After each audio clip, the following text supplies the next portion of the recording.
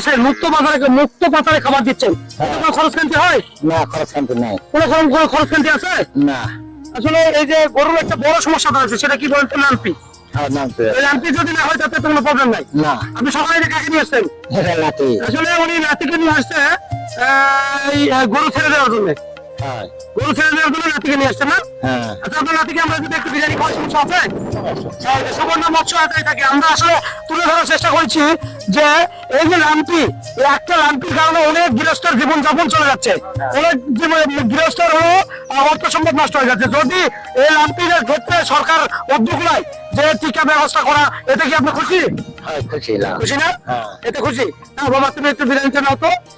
আমরা এই যে সুবর্ণ মৎস্য আচারীর পক্ষ থেকে আসছি। সুবর্ণ মৎস্য আচারী আমাকে চিনেন মনে হয়?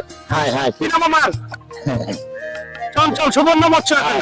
আসলে আমি এটা তুলে ধরার জন্য আসছি যে এই হলো এই সবচেয়ে বড় সমস্যাটা আছে যে গৃহস্থর গরু খামারি সম্পদ, গরু বকরি ছাগল সম্পদ, কিন্তু এটা লাম্পিয়ে নষ্ট হয়ে যাচ্ছে। এটা আমরা মূলত তুলে ধরার চেষ্টা করছি সুবর্ণ মৎস্য আচারীর পক্ষ থেকে। এটা যদি লাম্পির যদি ওষুধ নামায় সরকার, সেক্ষেত্রে আপনি কি বলবেন? ওষুধ দেওয়া লাগবে। সেক্ষেত্রে উনি ওষুধ দিতে ঘরে সুস্থ করবেন। করে সুস্থ করবো। ঠিক আছে, আমরা এটা তুলে ধরছি। সেক্ষেত্রে আমরা চেষ্টা চালাবো যে সরকারের কাছে এটা তুলে ধরা যায় কিনা। ঠিক আছে আপু।